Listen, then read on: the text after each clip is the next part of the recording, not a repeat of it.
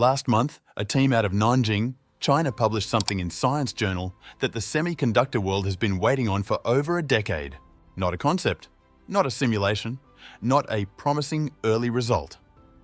An actual physical 6-inch single crystal wafer made from a 2D material, grown fast, grown clean, and grown ready for a real production line. The method is called oxy-MOCVD. And if that sounds like alphabet soup to you right now, give me 4 minutes, because by the end of this, you'll understand exactly why this is the unlock that 2D semiconductors needed. Here's where we were before this announcement. Scientists have known for years that molybdenum disulfide, MOS2, is one of the most promising 2D semiconductor materials on the planet.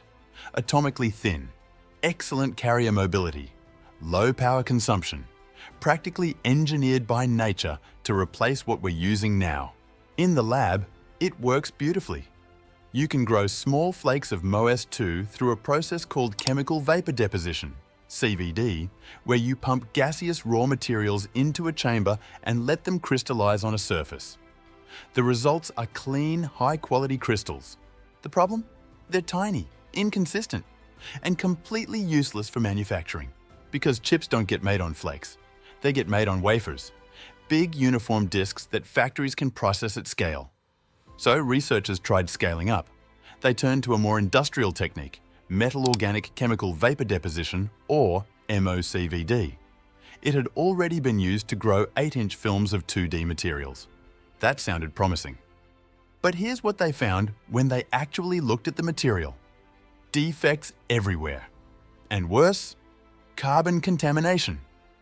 The metal organic compounds used in the process were breaking down and poisoning the crystal lattice.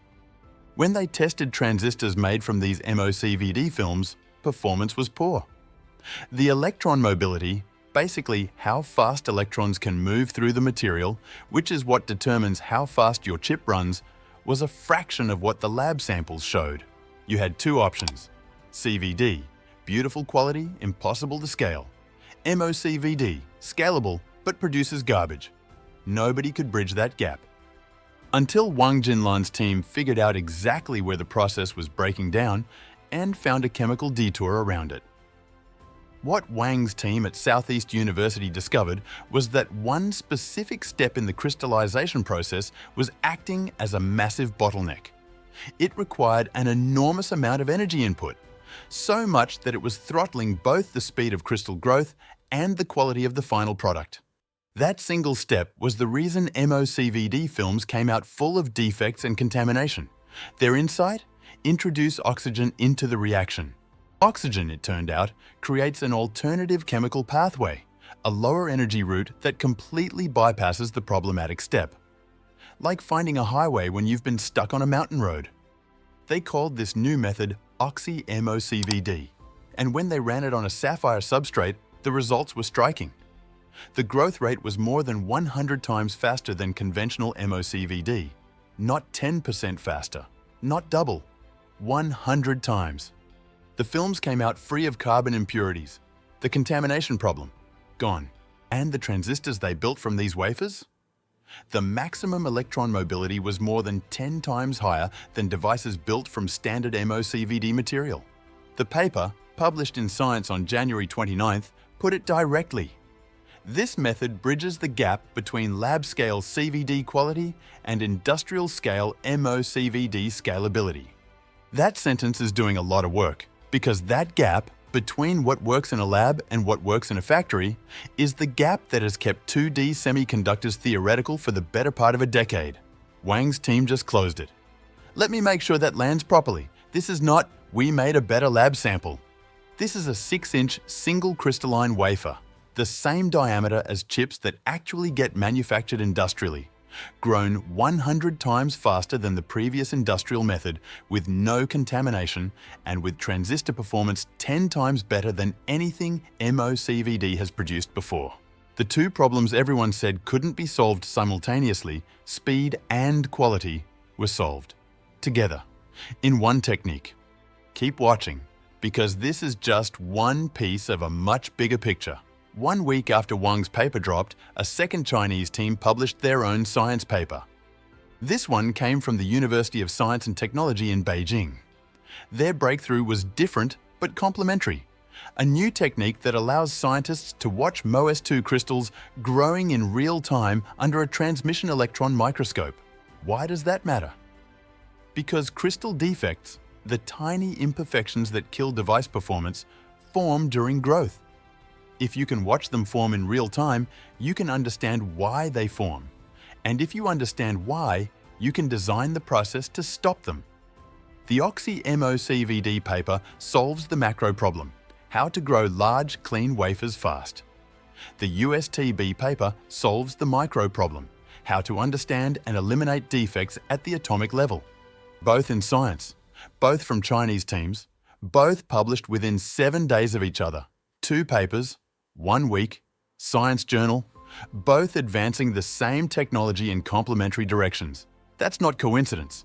That's a field that's hitting critical mass. And when you zoom out and look at what's been happening over the last 2 years, the picture gets even sharper. Wang Jinlan's team didn't come out of nowhere. They're part of a wave of Chinese research that has been systematically dismantling the barriers to 2D semiconductor commercialization. In 2023, Liu Kaihui's team at Peking University published a batch production method for MOS2 wafers using a substrate stacking technique, producing wafers ranging from 2 to 12 inches in diameter. That was the first credible demonstration that wafer-scale production of 2D materials wasn't just theoretically possible, it was physically achievable. Then last July, the same Peking University team pushed further into a different 2D material altogether: indium selenide, or N2SE3. They grew 2-inch single-phase wafers of it using a new growth strategy. Indium selenide has properties that make it attractive for specific applications where MOS2 falls short, and having wafer-scale access to it opens a second track of 2D semiconductor development running in parallel. And then, also last July, a team from Fudan University in Shanghai did something that made the entire field pay attention. They built a processor. Not a transistor, not a circuit. A 32-bit RISC-V microprocessor, they called it WuJi, built entirely from 2D semiconductor materials. It uses 5900 MOS2 transistors and can execute standard 32-bit instructions. Let that sink in. From growing small flakes in 2020 to a functional 32-bit processor architecture in 2024, the timeline is accelerating. And now, in early 2025, oxy-MOCVD delivers the manufacturing method that could take all of this, the wafers, the transistors, the processors, and move it from lab demonstration to actual production line. Here's what I keep coming back to. Peking University, Southeast University, Nanjing University, Fudan University, the University of Science and Technology. Beijing, 5 different institutions, multiple research threads, all converging on the same goal. This isn't one lab having a lucky breakthrough. This is an ecosystem that has been built, funded, and coordinated to solve a specific problem. And that problem? They just solved it. So here's the full picture as it stands right now. Wang Jinlan's team has a 6-inch MOS2 wafer grown at 100 times the speed of the previous industrial method, with no carbon contamination, and transistor performance 10 times better than anything MOCVD has delivered before. Published in Science, peer-reviewed, real. A second team now has a way to watch crystals grow in real time, which means defect reduction gets systematic and scientific instead of trial and error.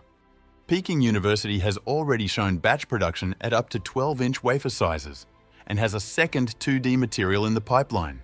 Fudan has proven that 2D materials can run a real processor executing real instructions. The manufacturing bottleneck, the one problem that was keeping all of this locked in the lab, just got a credible, scalable solution. 2D semiconductors are not the future anymore. They are the present that's being manufactured right now. The only question left is how fast it moves from research labs to the fabs. And based on the pace of the last 24 months, faster than anyone expected. This isn't just a material science story, it's a signal. For years, the semiconductor war has been about defending silicon choke points. But if the material platform shifts, the leverage shifts. And when leverage shifts, power shifts. Most people won't read a science paper. Most analysts won't connect 5 separate labs into one coordinated trajectory. But that's where the real story lives. If you want surface headlines, there are plenty of channels for that. If you want to understand where the balance of technological power is actually moving, stay here. Subscribe, turn on notifications, and in the comments, tell me this. Do you think 2D semiconductors are a genuine strategic pivot, or just another research cycle that fades? Because the next decade of AI, military tech, and global supply chains may depend on that answer, and we're going to track it in real time.